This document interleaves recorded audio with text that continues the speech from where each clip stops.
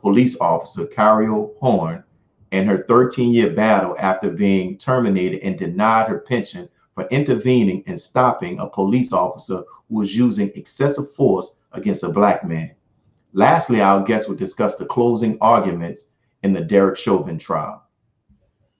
But before we delve into those topics, we're going to spend some time and recap on the current events that were covered this week. On yesterday, I have a testimony. I had the opportunity to interview Chuck D, the lead rapper of Public Enemy, and he addressed a wide range of social and political issues that were relevant to the Black community. What would you say about has been the album Minister Louis Farrakhan's impact on the hip hop music? That he's humble, great voice, his tone is penetrating, and you add some knowledge, wisdom, and understanding to that, it's going to touch your soul. I don't think a lot of people, even if they say the same thing the minister says, he's gifted with a tone. I don't think a lot of people also talk about his tonality. His tone is very musical. It's very soothing yet penetrating. And when you add, a word of God or whatever you want to believe to that, yeah. Very few people have that, Brother Willie. If they might have the words, they might have the diction, but they even might have the flow. But the minister has all those things, and he got the flow, the diction, the word, the truth in the word, and he's got the tone, just the right voice. In hip hop and rap, people will talk about Jay-Z, it's flow, but he has a tone, the tone. And this is why the minister said it's very important for artists to kind of say some of the right things. And if you can't say the right things, point to people who are doing the right things. Not everybody's equipped to have the mic. And when you get the mic, you got to move something. NMV contributor Charles Muhammad gave us some tips on how to eat to live and the best fish to eat. All right, Brother Charles, for our pescatarians and our fish eaters, where will fish be in the future of food? Well, there's a saying that there's plenty of fish in the sea, and we don't really understand how vast the oceans and the seas are that can hold fish. And 3.5 billion people have fish as their source of food, and that seems to is going to double within the next 10 years to 7 billion. So fish is going to remain on the menu for the majority of the planet. So, be happy that this is a food supply that seems to be unlimited if we treat our water sources properly. Fish will be with man for a long time. And Salil Muhammad appeared on the El Asa report with Brother Robert Muhammad, where Brother Salih talked about the Black and the brown young men who've been murdered at the hands of law enforcement here in America. Looking at this past year, during the pandemic, we know that our brother George Floyd was murdered by Derek Chauvin, and he's on trial right now. Considering the response, not just from Black, brown, and white Americans, but the disapproval from people all over the planet, what happens if Derek Chauvin is acquitted of murder? I don't know. I don't know what happens, but I know what should happen. The truth of the matter is, if we look at the past history, this isn't the first time that a Black man has been murdered on national and international television only for the officer to get away. And it may not be the last. What we do know is that the way we ensure our slain do not die in vain is that we must take action upon or after these incidents occur. The fact of the matter is, we don't know what will happen, but we know it should happen. We know what the solution is. Brother Salil also discussed Black independent education and also the new education paradigm in the 21st century. Why is there a need to have a new educational paradigm in the 21st century? Yes, sir. Well, that's simple, because it's terrible. The current paradigm of education is absolutely terrible. And there is not one iota of evidence anywhere that suggests that education in the United States of America works. It doesn't work. We need not look further than ourselves. Go and ask yourself and look in the mirror and really question whether or not you understood what you read or what you heard today. Go and ask yourself whether or not you learned that's what you needed that can make you a free and independent person. That's a simple question. It's terrible. The Honorable Elijah Muhammad taught us you need not condemn a dirty glass, just put a clean glass next up to it. NMB reporter Nina Shabazz discussed how our brothers and sisters in the Muslim community globally are dealing with the difficult situations within the pandemic. What is the general mood of the people that he has encountered there? Well, the general mood, from what I had a discussion with him, you know, people are hurting. You know, people are, you know, they are walking in a little bit more fear. As with the previous administration, they a lot of the hope that they had, you know, during President Obama's tenure was completely lost during the previous administration. I mean, we see the lines, we see that, and this is, I mean, we saw lines like this here in America. And can you imagine, you know, essentially being cut off from all other countries being able to trade with you, and that essentially cripples your community. And so the mood is somber. The mood is, you know, they're desperate. But now I think with this new administration, there's a little glimmer of hope that things may return, and you know, Americans can travel there a little bit more. And so that's the hope. Ipi Adukan, who is the CEO and founder of World Apparel Company, discussed his clothing line that is providing youth opportunities and helping them to raise money and support the world missions. What portion of these proceeds from the sales of our clothing line go to help support charities? And give us a few examples of charities that we've helped in our community.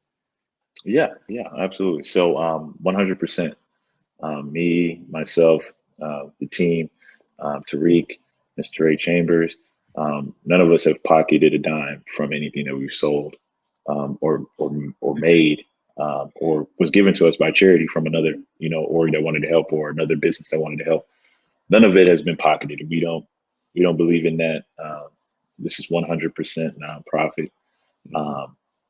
I don't pay myself. I work a 9 to 5. Sorry, that's how I pay myself. But as far as the projects that we've done, so I'll start from the beginning. First one was Promise House Orphanage, Dallas, Texas. We raised a couple $100, not much, not many. I think it was $500. That's what we raised probably, and we spent $300 of it on toys and coloring books and video games for the kids that Christmas. And we gave the Promise House a check of $200 for them to purchase, you know, any type of miscellaneous things that they needed for the kids. World Apparel Company supports a variety of charities to support the needy and those in the community. How did we show? What's an example of how we show that, you know, it doesn't take an enormous amount of money or sponsorships to help to bring a program to life, to put on an event, and also give back to the community as well?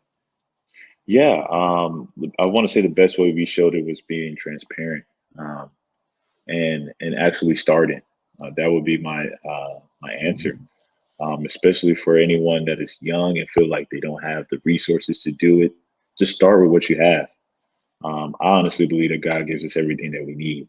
So where you at right now, God is giving you everything that you need, and you should be able to produce with that, because it's the fruits that it's the seeds that He's giving you, and He wants you to produce fruit with it. So I believe we did a real good job of doing that early on.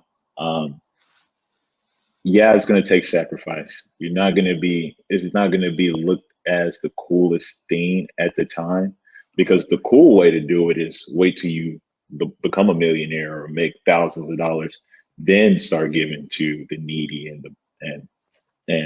the community. But we took a different route. We said, why does that have to be the norm? You know, why can't we just do it the other way we did. Right. And we've been very successful with it, and it's been, I love it every day. I think about it every day, what we do, and I love it. Tony Muhammad discussed the history of colonialism in Myanmar, the country formerly known as Burma. The ousted leader, where is she? Has she fled the country?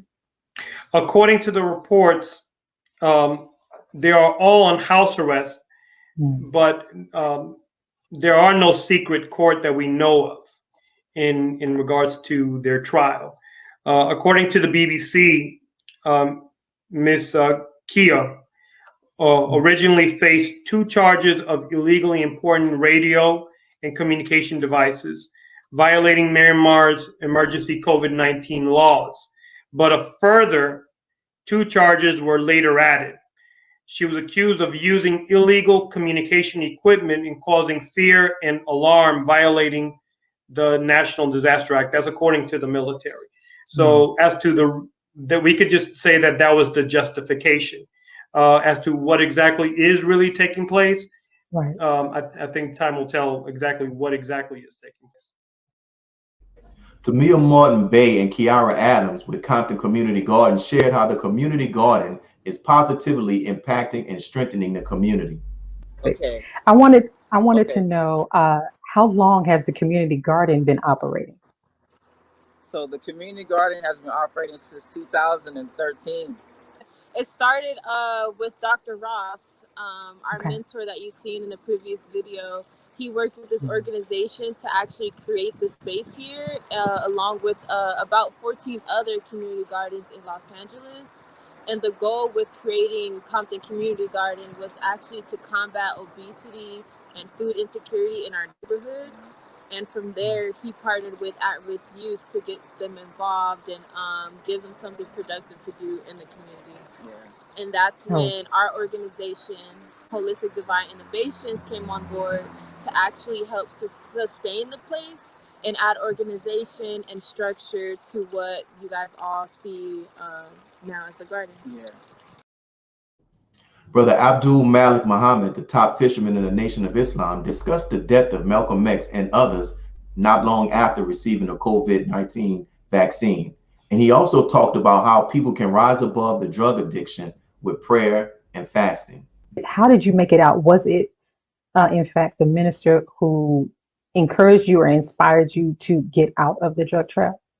The Honorable Miss Louis Farrakhan is the reason I got out of drugs, gang banging, womanizing, and everything that the Black community was doing. I was a part of that. It was a fun thing, but the Minister Farrakhan's word went out and did not come back void when it took place in Brother Warren 2X at that time's heart, who I'm now, Abdul Malik. Minister Farrakhan is the only solution. He showed me the power of prayer and fasting, and if the people are not making 5 prayers a day and fasting, you need to rush yourself to the hospital.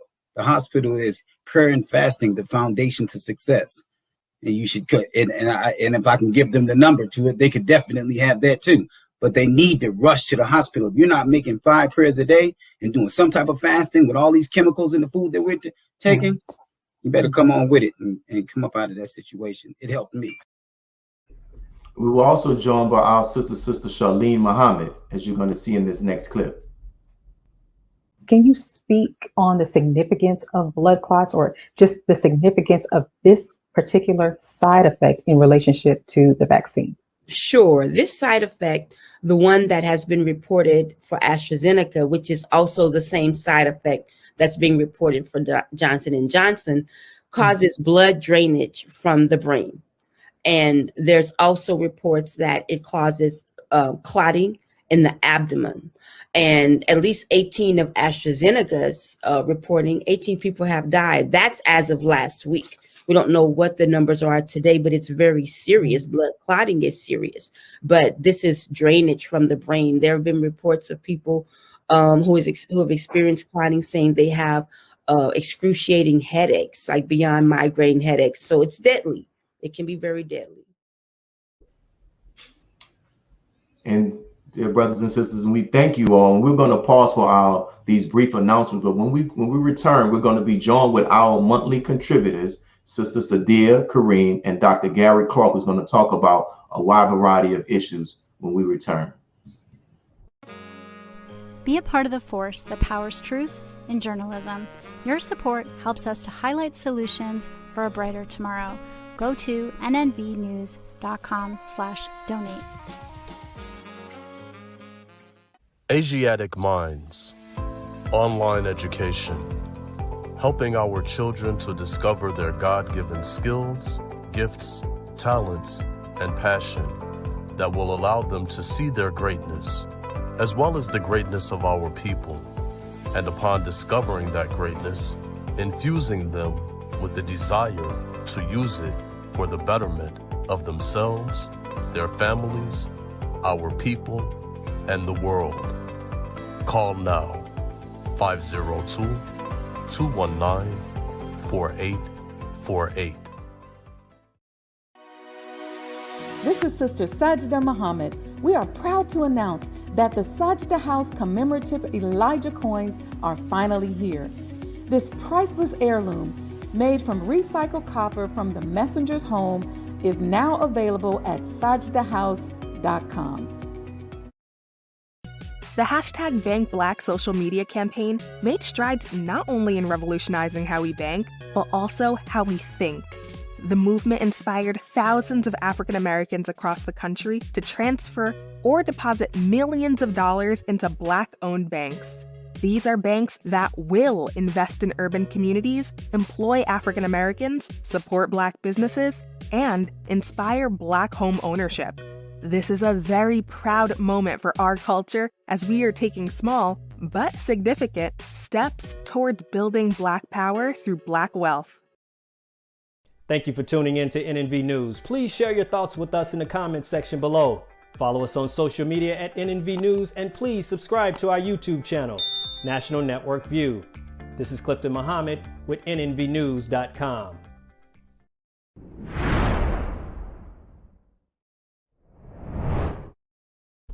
While America is awaiting a verdict in the Derek Chauvin trial, we're still seeing the media filled with various stories concerning more injustices that are taking place in America towards Black people. The police, why don't they open their eyes to what the public relations are? They've got to stop this stuff. Yes, that is televangelist Pat Robertson, and even he is now hammering police. We don't have the finest in the police department. We cannot have a bunch of clowns running around who are underpaid and who really are not the best and brightest. Robertson spoke about the killing of George Floyd and trial of Derek Chauvin. This thing is going on in Minnesota, but the Derek Chauvin, I mean, they ought to put him under the jail. He has caused so much trouble. Get out of the car now! The assault of Lieutenant Carole Horne. The police in Virginia picked up a lieutenant in the Army. Hold on. Watch it. Our state police are highly trained, but why they don't stop this? And Robertson addressed the shooting death of Dante Wright. He shot that poor guy to death, saying, "This is what I thought. I thought was my taser." And if you can't tell the difference in the feel of those things, it's crazy. Crazy. And Robertson himself has been called crazy. So if he thinks these police actions are nuts, you know it must all be beyond the pale. So we're here with our guests, Sister Sadiyah, Karriem, and our brother Dr. Gary Clark. And I'll start with you, Sister Sadiyah, then we go to Brother Gary Clark, Dr. Gary Clark. So why do you think we are continue to see and witness these assaults against Black people in America, not only from law enforcement, but even from regular white folks who have no authority at all? You're on mute, sis. You're on mute. So it's business as usual, you know, with modern day technology. What we're seeing now is what was being these atrocities that were being enacted on Black people, you know, for centuries. So it's just a modern day lynching, but now that we have technology backing it up. So if we look historically, what would happen back in the early 1800s, the 1900s, we had these lynchings that would call out a gathering of people. People would pack up their children. I mean, you would have large assemblies to witness these mass killings. And so now with with social media and technology, we're just seeing what has been always happening. And now we just have to speak to the truth of it. And I believe that the media, the way that the media is portraying this, is desensitizing those behind the scenes with their guns. And then with us, it's, you know, the Willie Lynch mentality, putting us in our place and giving us the fear that the intention was there from the very beginning, is to put fear and to cull a population. Wow, thank you, Sister. Dr. Clark, what are your thoughts? Sister Sadiyah, I mean, my goodness, always on point, absolutely correct. And brother Willie, I want to say as well, thanks for having me today. But you know what? This is what Black America knows and Brown America knows, and this is what. If you're a minority in this majority culture, it's what we recognize. This is nothing new whatsoever. But what's happening now is that those who are part of the majority culture, they are seeing it to some extent for the first time. Many of whom, for some of whom, their experience with people of color is very limited. But then there are others who there's a fraction of the population where they know the absolute truth. You know, there was something stated years ago. One of the great football coaches said, "We are what our record says it is." But guess what? America, this is not, when people say this is not America, this is America. This is who America says it is. This is who we are. And so, but we have to recognize the nature of the DNA of this society, that we've got to come back things that you recognize that exist within your DNA and your character. If you know that that alcoholism runs in your DNA, then you've got to do things to fight against it. If you know there are certain addictions that run in your DNA that predisposes you to certain activities, then you know you must come back against it. We recognize the nature of the inception of the development of this society, so therefore we have to work to make sure that we fight against the sort of corruption and the wars you have and assaults you have against people and women of color, men, women, black, brown, yellow, whomever. Yes, sir. And attorney, Sister Sadiyah, I'm trying to say attorney, well, Sister Sadiyah, that's what I'm gonna stick with, right? So we saw right in Minnesota, right outside of Minneapolis, there was a the young brother, 20-year-old Dante Wright. He was shot by the police officer, and she said that she made a mistake, and they gave her the charge of second-degree manslaughter. So from an attorney's perspective, do you think that that charge was fitting? And also, what are your thoughts about her saying she made a mistake? Well, she was an officer, I believe, over 20 years. And so she's trying to use the argument that it was weapon confusion, but there is no weapon confusion when you are a 20-plus-year veteran officer. And that weapon that she used was way heavier than an actual taser. So we know they're already framing the argument to justify that homicide.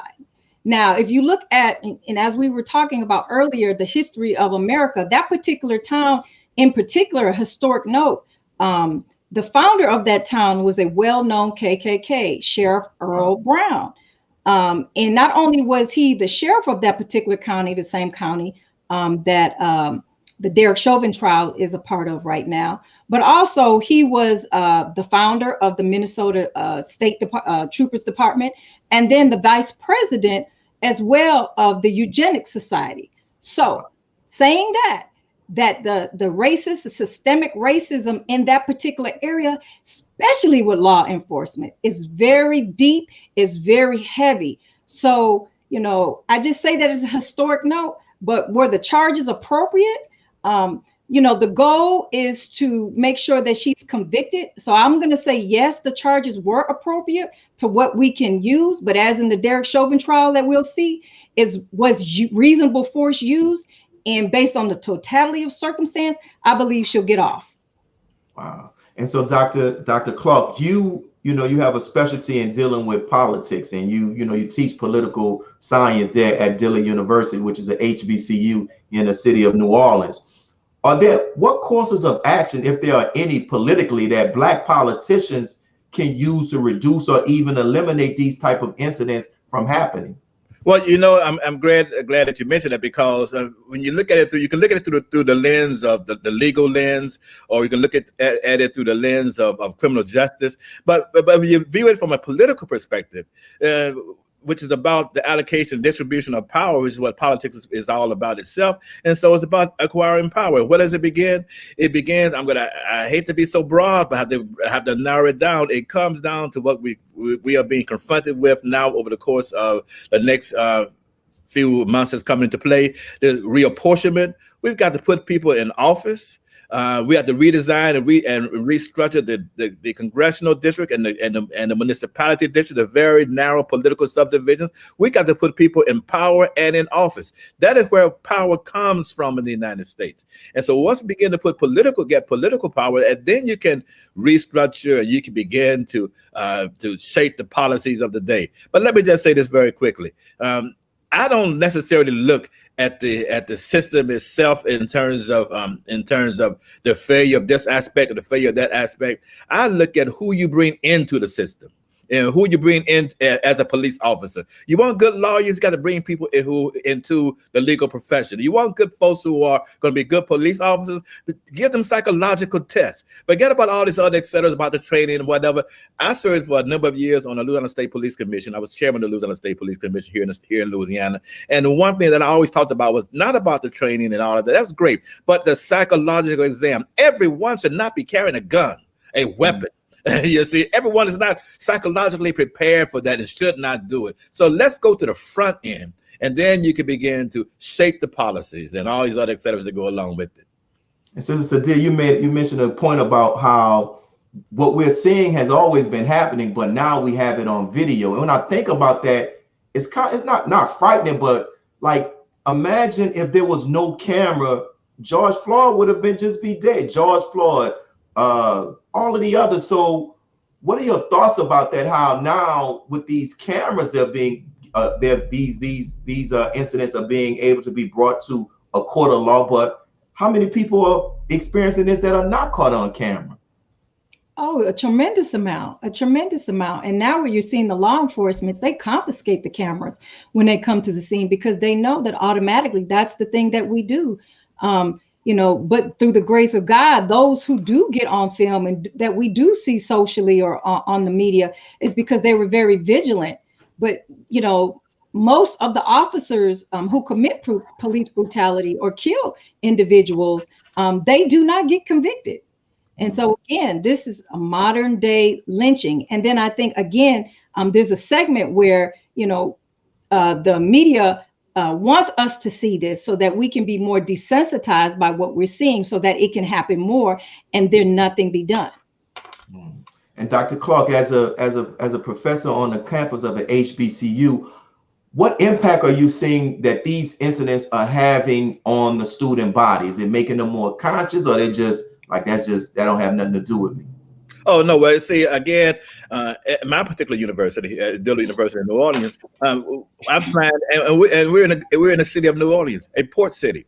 And port cities, no matter what they are in the world, can very well be, they're great cities, they're fun cities, but they're very diverse cities. And if you're not careful, they can be a dangerous city. I talk to the first and second year students when they come to the campus, and I see them ask them, how many of you have been stopped by a police officer? What do you do? In fact, we used to hold sessions about what to and what not to do if you are stopped by a police officer, because we don't want you to get in trouble in the city. We don't want you to be a statistic. And this is not 5, 10, this is 20 years ago. We were doing this in the political science area and political science department. But let me say this, what I feel and see from this generation of students, they are highly aware. They do understand what is taking place. They come from a position of power and authority. They come from a position where they want to actually be in the front lines, and they demand that they are at the front lines. And so this is a different sort of generation. And not to say that they're different from the others, but there's a certain heightened awareness that they have. And Dillard University is a private college, and so to some extent, many of the kids they come from very, very good backgrounds. And I say good background; they come from a different socio-economic status per se, and they're very diverse. But they come knowing that they need to be participants in the process, and in fact, they also come from various positions. Yes, that we should be aware of. They're not all monolithic in terms of how you should approach the police. Yes, sir. So we're approaching our first break, but we're going to be back with our monthly, with our contributors, and we're going to talk about this battle by this sister, I'm going to say Officer Horne, when we get back after this break. Be a part of the force that powers truth in journalism. Go to nnvnews.com/donate.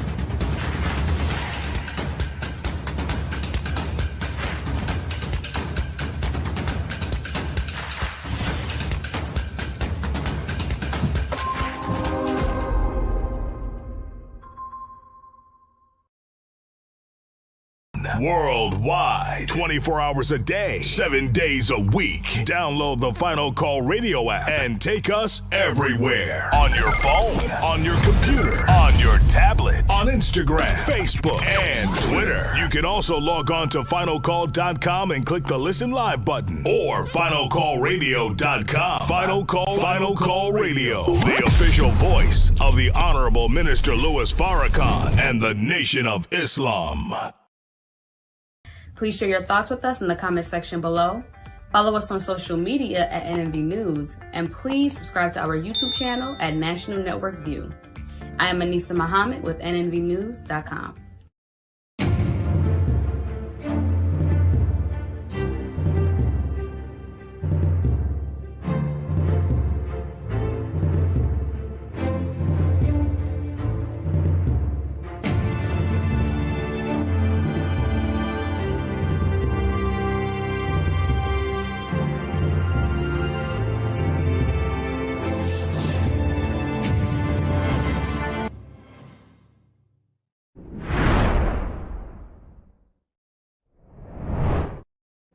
So over 13 years later, a former Buffalo, New York police officer who's now being reinstated, Officer Carole Horne, has finally been given justice for her heroic actions. I want to say that again, heroic actions, because she prevented a black man from becoming another hashtag by intervening when this white officer was using excessive force. Check the clip out. Carole Horne was dismissed from the Buffalo, New York Police Department after she intervened when a white officer used a chokehold on a black man. This was back in 2006. Now a judge has decided to reverse Horne's termination and reinstate her pension. Jerika Duncan spoke to Horne about why she kept fighting all these years. Carole Horne never stopped believing in the justice system. Did you ever think this day would come? I did think this day would come. That's why I kept fighting.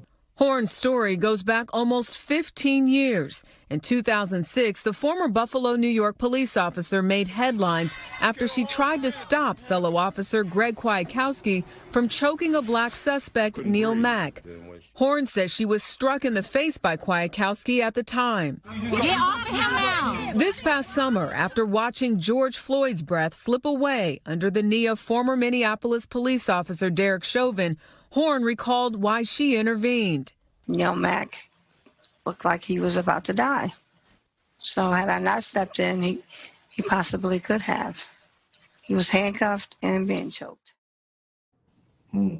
So Dr. Clark, what are your thoughts about that, hearing that story? Because I learned about it this week. Well, the way it stands that if not for the heroic efforts of Officer Horne, Neil Mack would be another hashtag.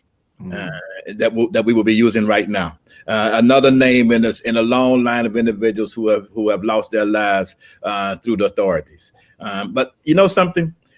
Is Frederick Douglass once said, you have to agitate. You have to always be there and don't give up. But when I look at what Officer Horne has done, is what I believe. And that is that you got to fight this. There's a war out there. You have to fight this war from the inside and from the outside. You have to fight it with everything that you have. She was on the inside, and she made an ethical decision from the inside to do everything that she could to protect not just someone who was a part of our community, who was one of us, but a fellow human being. and which is what she did. And as a result of that, there's a law named after her. People recognize the fact that the people in Buffalo, the Buffalo authorities, the council members there recognize that they made a mistake and they've apologized, and more so than that, and they've announced their disapproval of chokeholds and all these other activities that go along with arresting individuals and the use of physical force. They're going against that when they're trying to effect an arrest. And so what we find is that but Officer Horne, there's something which I think is morally, ethically, and responsible. Something that many of us, that we would ask ourselves, what would you do? You would hope that someone would intervene to save your life, my life, the life of a loved one, the life of anyone we do not know, would intervene to protect that particular person. And it's good that she was there on the inside. And my final statement regarding that is that I recall that she lost her pension, but then the judge ruled that she can get her pension back. And but I have a grandfather in the last century. He worked for 25, 30 years for Standard Oil. Standard Oil is big here in the state of Louisiana and in Texas too.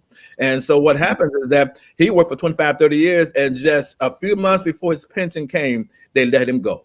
He was a black person of color. But down the road, people formed that class action lawsuit against that particular practice and stopped it. And so it's good to have someone such as such what Officer Horne did. And that's Sister Sadiyah. And Sister Sadiyah, also, you can chime in on that question as well. But also, what other, she's going to get, like Dr. Clark mentioned, she's going to get a pension, she's going to get back pay. What other legal actions can she take?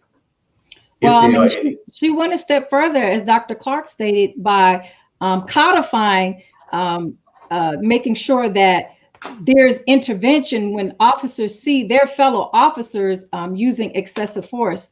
And so that is a big deal, because not only did it was codified in Buffalo, but that particular law is being duplicated all over the nation. So good job, Officer Horne.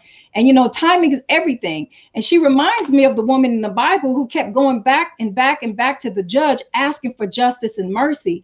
And so, you know, unfortunately, you know, we had to see what happened with George Floyd.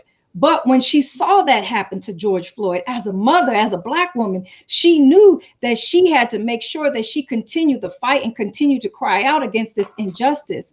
And so, you know, through this particular woman, you know, be the will of God, this whole blue wall of silence may be eradicated and may be torn down. And when I say the blue wall of silence, or the blue code, or the blue silence, it is this code that officers have, that when there's misconduct, they do not snitch on each other. They do not, you know, call it out. And so they'll feign ignorance, or they'll perjure themselves in order to protect that which is wrong.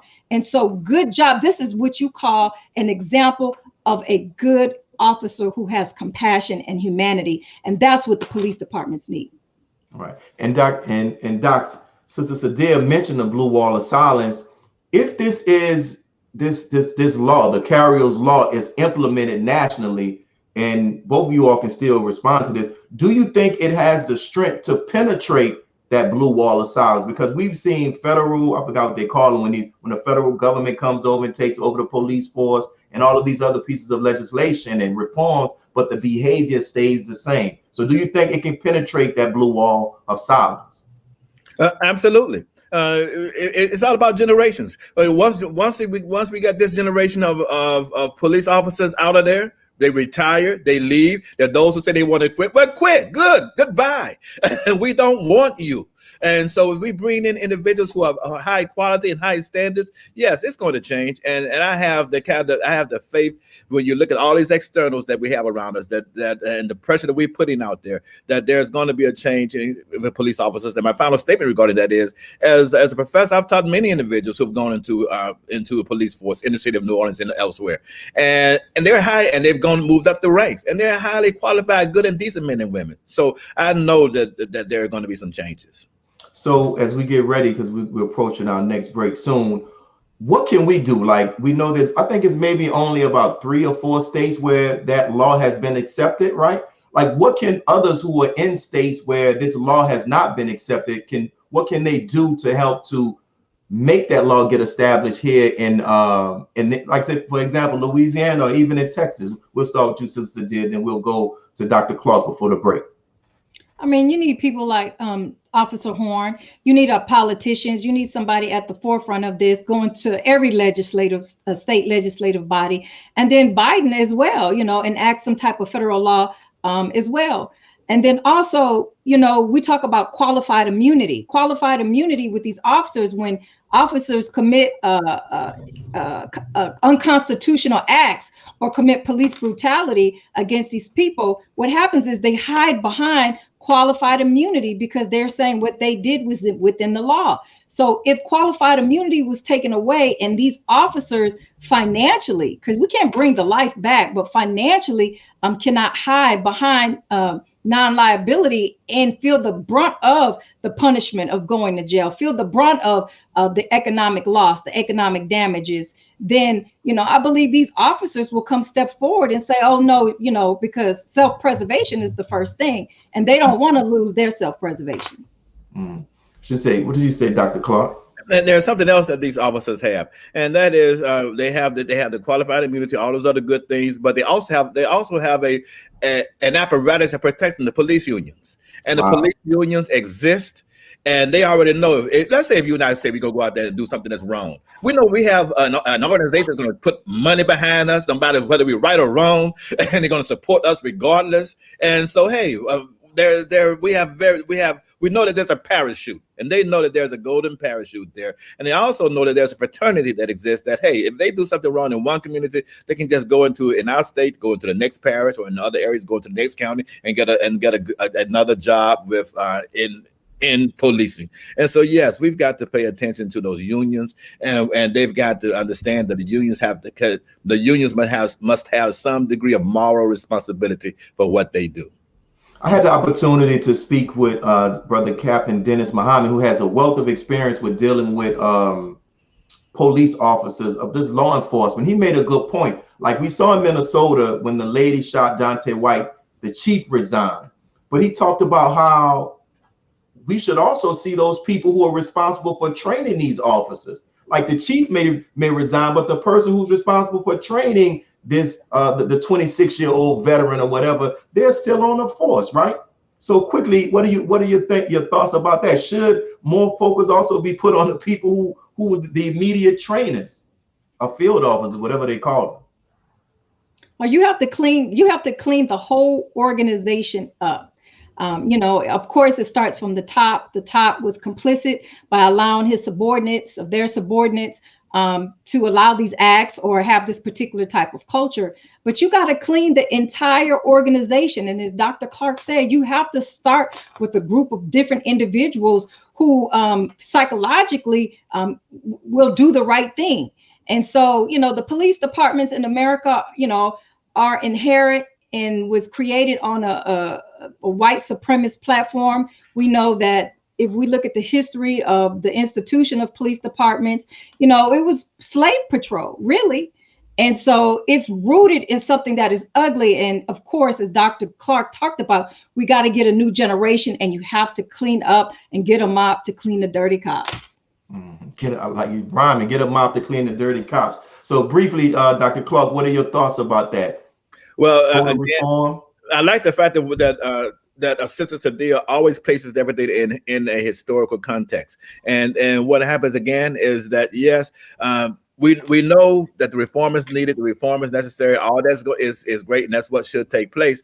But we have to have the mechanism that we have individuals who can come in and fill the void. So we have to begin to train folks about policing. We got to begin to train folks about protecting and change our philosophy about what policing itself is all about, and for it not to be so injurious period when you go out there and go into a community. And that's what's necessary. We want all of these things to say that when I'm gone and I'm dust, and the ones that come after us say, did that really happen?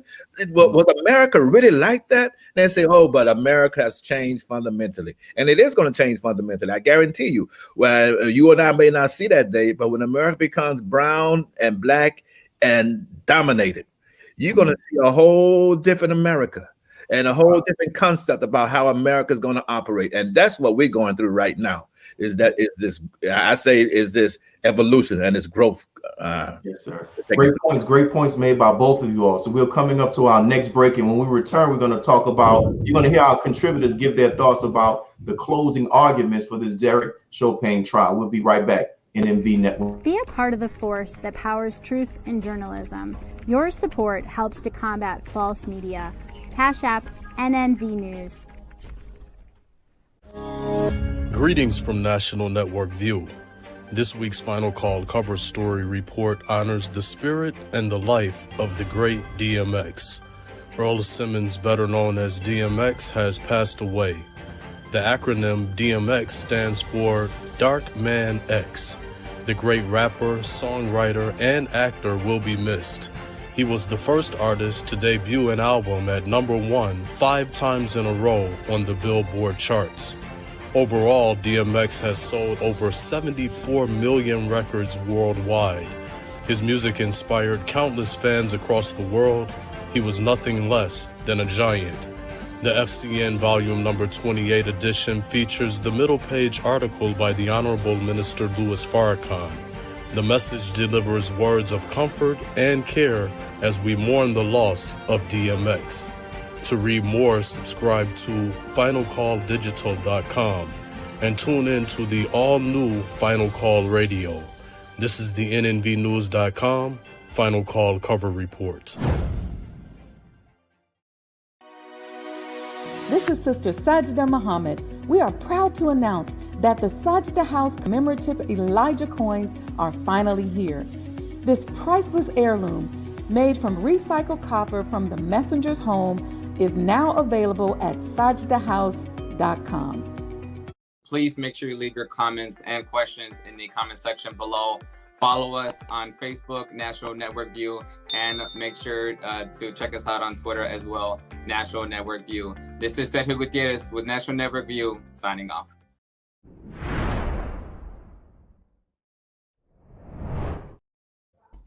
So on last week, the defense for Derek Chauvin rested their presentation, or their arguments, and today America has got the opportunity to witness the prosecution and the defense give their last closing arguments about the Derek Chauvin trial. Okay. Put them on your head. The defense opens with this police video. George Floyd, the passenger during a traffic stop in 2019. Don't you jerk away from me. The officer at the time, Scott Creighton, he's the first witness. The passenger was unresponsive and non-compliant to my commands. You told him to undo his seatbelt, correct? That's correct, yes, ma'am. And he did that, right? Yes, he did. The prosecution during cross quickly and directly pointing to a difference between the stop and the day Floyd died. And Mr. Floyd didn't drop dead while you were interacting with him, correct? No. Thank you. Your Honor, the defense calls Peter Chang. Calling officers and a paramedic to the witness stand, the defense gets straight to key elements of its strategy: Floyd's health and drug use. He told me that he had been taking multiple, like every 20 minutes. Wow. So let's start with you, Sister Sadiyah. Do you think the defense's counter arguments were strong enough to cast doubt in the mind of jurors? So you have to look at the make of the jurors rather. And so I believe it's 6 white, 4 African American, and then 2 who say that they are biracial. And ultimately, those are the individuals are going to decide whether there was enough reasonable doubt. Enough evidence to convict Derek Chauvin. Now, you have to look at the background of these individuals. But, did the defense prove its case? The defense doesn't have to prove its case. It's not on the defense to prove their case. It's on the prosecutors to prove their case. Was the evidence overwhelming for the prosecutors? Yes, absolutely. I think the defense arguments were very weak. They tried to say it was because of his health condition, that he had complications with his heart, that he had drug in his system. But all of the expert witnesses on the prosecutor's side, and even the expert witness on the defense, they had to acknowledge that it was a constriction of air, and it was due to due to the unreasonable force that Officer Derek Chauvin placed on the George Floyd's neck. So the defense argument was very weak. It was very flimsy, I believe. I believe they were reaching and grasping at straws. And if you can't convince them, you try to confuse them. But the prosecutors were very, very adamant to stay focused that he would not have died but for Officer Chauvin placing his knee on his neck and constricting his airways. That helps. That what you said about if you can't convince them, confuse them, it helps me understand why they were trying to like they tried to say like the carbon monoxide that came out of the tailpipe. I was like, wow, really? But there serious? was no evidence to even prove that, right? From that particular expert witness. He had to agree he didn't see any evidence. And they came back and countered and said that his oxygen was 98% saturation, which meant that was a futile argument. Wow, that's crazy. What do you say, Doc, about the defense's attempt? Well, Sister Sadiyah, and she's an attorney, highly trained, a lawyer. Yes, you know, she sees things I don't see. So I'm going to give you the perspective from my perspective, and I think that looking at it from the outside as not a professional, seeing how the prosecutors laid this thing out, laid the case out, it was academic. It was beyond an academic performance. It was from my perspective, it was professorial. It was a teaching experience. It was one that when you would, it was ABC, subset. It was outstanding. But what got to me, and what I found to be very, very, very, very substantive, was the closing argument by the prosecution when they said that, and you all are individuals of faith, men and women of faith. They said, look, right here, all of these individuals came together, and here it is where Floyd did not know anyone, but yet these individuals came together at one time, one place, in a moment of time, and they all were there to document, to codify, to see what is taking place, and these folks wanted to protect this man's life, and they were brought together for a reason. And it was God that brought them together, so that everyone can see what is taking place, not in Minnesota, and Minnesota, which was a state from the historical perspective, we know how that state came to be, and Minnesota, but Minnesota represents a microcosm of America's jurisprudence, and so this is the statement to me that was important and necessary, and the fact that all these people came together to witness this and make this a moment that the world recognize and see. Wow. So as we're doing this show right now, the jury, I don't know the actual legal terminology, they're deliberating. You said, right? So I'll start with you all from just put it on record. What do you think? And I'll start with Sister Sadiyah, then we'll come back to Dr. Clark. Do you think he's going to be convicted from your perspective? I know you don't have a crystal ball or anything. No, I don't have a crystal ball. I do believe that the evidence was overwhelming on behalf of the prosecutor's side. However, we've seen time and time again when there's overwhelming evidence. I've been a part of trials where there's overwhelming evidence and the verdict comes out differently. That's why right now we see that law enforcement and National Guards, they're all preparing for what's going to happen when this verdict comes out. And of course, either side, if they're not happy, they have an opportunity and I have a right to appeal the decision. I'm hopeful that the right thing will be done and he will be convicted and he will go to jail. However, there's a other part of me where this is America. So we don't know. That's a good point. What did you say, Dr. Clark? Guilty? Would he be found guilty or innocent? Again, I hate to be like, I'm somewhat jaded. And I'm from the been there, done that school. We've been there, we've done that, we've seen this before. And by the same token, we want to see that policing is on trial. And there are those who want to place policing on trial because policing is on trial. And if the general public, the authorities know and understand that if policing fails, that there could be an all-out disruption of what takes place. They know and understand that if policing fails, that those of us who are part of the minority community, the African American community, and people of color, that those individuals who are factions within that community may indeed engage in an assault on the system. But guess what? let's just say if this case falls right, and we discover that the verdict is flipped. And they also know and recognize that those who come from the right wing, those militias, and that's why it kept secret, that what will those militias do? And they come armed. They come armed with all sorts of military weapons. And so the preparation is not just for people of color, but it's also for those right wingers out there. Wow. And so and I think that's a good question. Let's talk about that. So, because either way, they're concerned that if he's found innocent, they're concerned about the Black community. And then there's some people if he's found guilty, then what about the militia? So what are your thoughts about that, Sister Sadiyah? And then we'll go back to Dr. Clark and close out. Oh, we're in the middle of a keg right now, and it's waiting to explode. Because you're absolutely right. You know, it's ripe for a race war, honestly, just to be truthful about it. We saw what happened in the Capitol.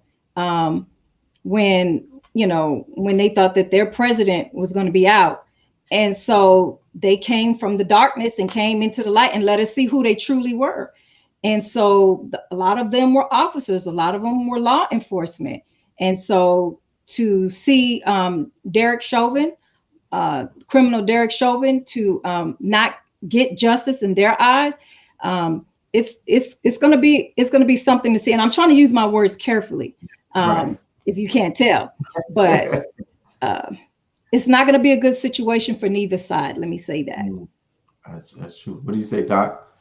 Well, exactly. And so America now is again, we're living through a period. We're fortunate enough that you have the kind of minds like the show that you present here. You have the mature minds. You have not only intellectuals, but you have practitioners. You have people who know the good. And so it's up to those folks who know the good to stand out and be ahead of what's going to take place and be able to say, look, this is what, to be able to describe the moment. And then also describe where we should be and how we need to get there, because we just can't just rely on these various factions out there. We got to do what you're doing, take and be at the front end and make sure we do the good, the needed, and the necessary to give the kind of balance for people of color that we need. Yeah, so it's going to be interesting. And we thank both of you all for the great commentary that you all gave today and that you all have been giving. We look forward to our next session. We thank all of those who are actually tuning in right now. So this is your brother William Muhammad with National Network View. See you next time. Be a part of the force that powers truth in journalism. Go to nnvnews.com/donate.